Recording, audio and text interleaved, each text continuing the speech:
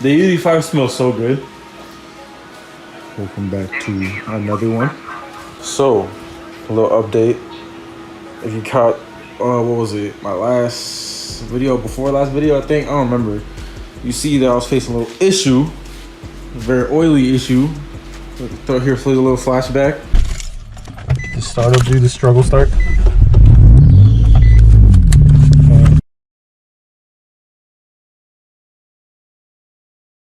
Yeah, so as you saw right there, bad, very bad. So what happened was, so my gauge there is my gauge is connected to the same power source as the oil pump. So I know that when the gauge is on, the oil pump is on. I wasn't paying attention. I was with the homies, so I forgot to turn the pump on before I turned the car on. I never forget, but for some reason, you know, you're with the homies, I wasn't paying attention. I forgot to turn it on, and so obviously it's a rear mount turbo, so it has to, the pump has to send the oil back to the motor, and it wasn't. So I started driving, I looked behind me, and I noticed the trail of smoke, and I was like, oh shit, I already knew. You can see I've been running it NA for a while, getting the rest of the oil out. It runs really well actually, NA, but yeah, so you can see that pipe was off. What I've been doing too is, not only did I cleaned out some of the parts, and then I two-stepped it. I had somebody two-step it while I sprayed brake cleaner, so it would suck in the brake cleaner and spray it out here. And you can see how much oil came out of there as well. You see where it's all dry and ashy as hell up there? Oh yeah, my radiator supports have been cracked. I bought the car like that, motherfucker. That was like the lowest point, so it was like pooling up right there. And yeah, so like not only is it my motor sucking in, it's not supposed to be taking in oil, and it's lowering the octane, but it's fucking with the mass airflow sensor, obviously. I cleaned most of the oil out now. I still need there's some low points that probably have a little bit of oil built up, so I'm gonna take care of that. But yeah, so I'm also gonna be moving to a mid-mount before I retune. So I've been telling y'all for months that I'm gonna retune, and I'm actually gonna move to a mid-mount. I need to make a mid-mount because I need to practice making them. Rear mounts are nothing, they're super easy. Like, I need to start working on mid-mounts. I'm probably never gonna do top mounts just because like a lot of people in California don't really ask for top mounts, just because like, because you know what I'm saying, you get your hood popped, you know, and like you gotta relocate a bunch of stuff. Yeah, I prefer the mid or the rears. I would do a top mount if you're like an auto and a sedan, because then you can't rear mount it or mid mount it, so your only option is to put it up here. So, you know what I'm saying? Bitcoin pops off, I might start earlier than I thought.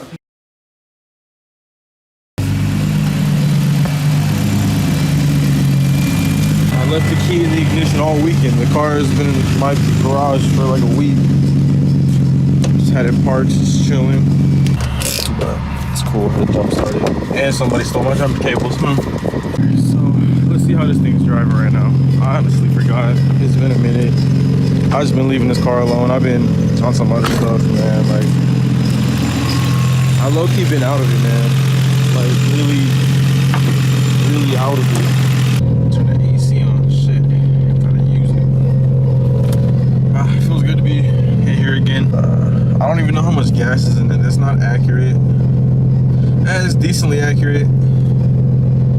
It's decently accurate. For some reason, I don't know how it got scaled up or down. I don't know. But so basically, when it hits halfway, that's empty. So it doesn't even use. So it don't even use the whole lower half of the gauge. Just the first half, like the top half. Just the top half. So right now, I'd say it's about below half. Once it gets close to the middle though, that's empty. So, and then when I fill it up, it goes like beyond full. Like it almost goes like almost towards the F, like past. So the stupid ass GoPro died. Yeah, fuck you. Turn off. Yeah, fuck you. All right. So that shit died. I had a decent amount of percentage, but whatever. Yeah, no, it kind of feels fucking terrible. It feels about half as powerful as it should. I mean, not that I'm really getting into the power yet. I've only been driving around for like 10 minutes. I like to drive around a while until I really get into it. But I don't know if I'm even gonna get into it right now, but no, just even cruising, it just feels off. It's not. Yeah, I think first thing I'm gonna do is just change the MAF out again. I mean, this setup's not gonna stay here for that much longer to the point where I'm really gonna worry about it, but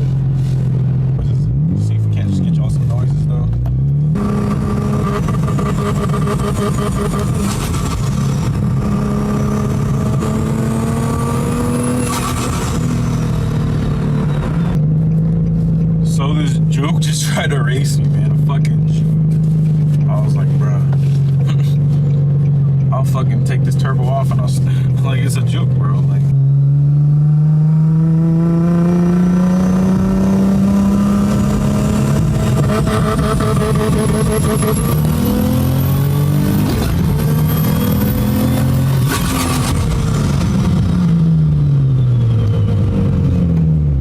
alright. Not bad.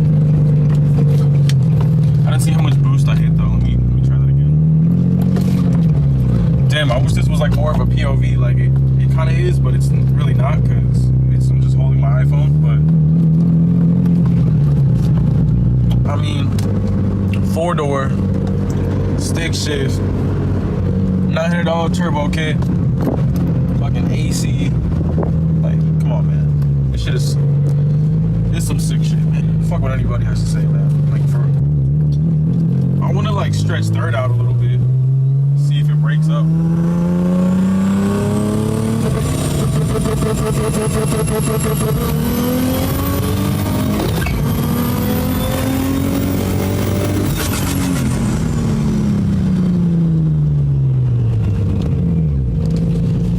Only making about 4 pounds right now.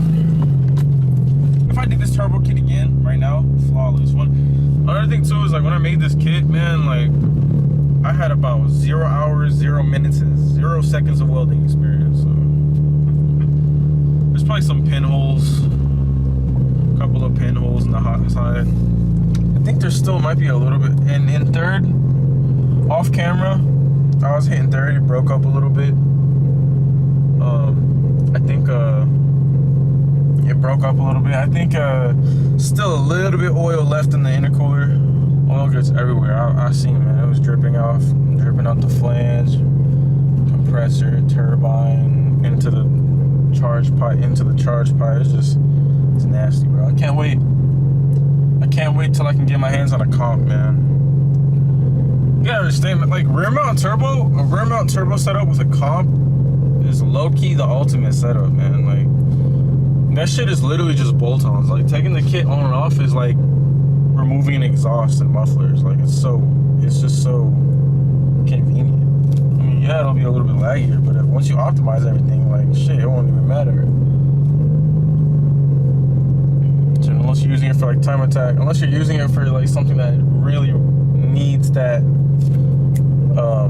response. I mean, there's even things you could do to decrease the lag, because one thing you got to talk about when you talk about lag and turbos is you got to talk about the difference between lag and threshold. I feel like a lot of people don't know the difference between lag and threshold. Threshold is just where it kicks in in what gear. So like, for example, right, say I'm in third gear and I roll on, it goes from vacuum to boost. Like, it goes from negative to positive, let's say at like 3,000 RPM. And then say my peak is 10, and then I'll hit 10 at like 4 grand, let's say, right? So that's threshold. That's where it kicks in, where it hits peak, and etc., right?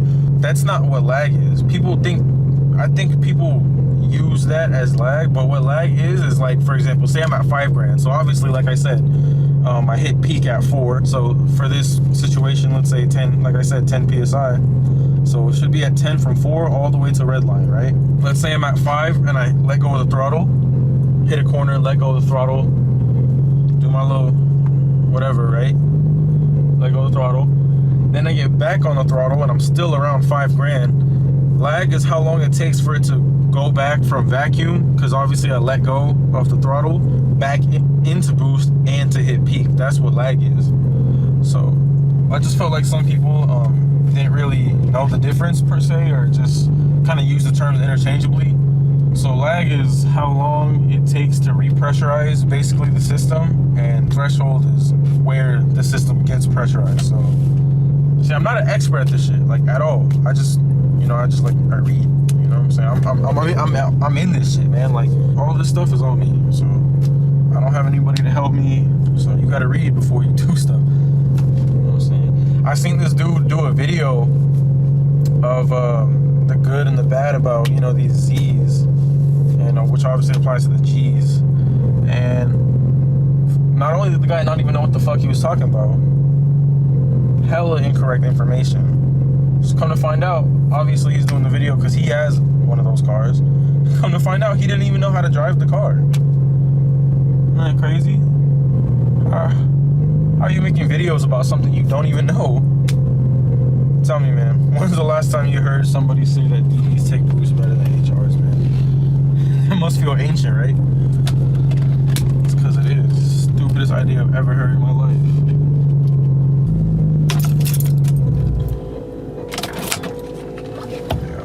Yeah, I love this car, man. I can't wait to kind of move on, revise the setup. It's gonna be nasty. For what it is, it's definitely gonna be nasty, man. Yeah, can't wait to get my hands on an HR in the future too. It's gonna be disgusting. Yeah, don't get me wrong, man. It feels good to just have this car outside, drive it again, but satisfying to hit a boost again. But at the same time, it definitely left me unsatisfied about the performance. We need this Bitcoin to pop off so I can start cracking on this thing, man.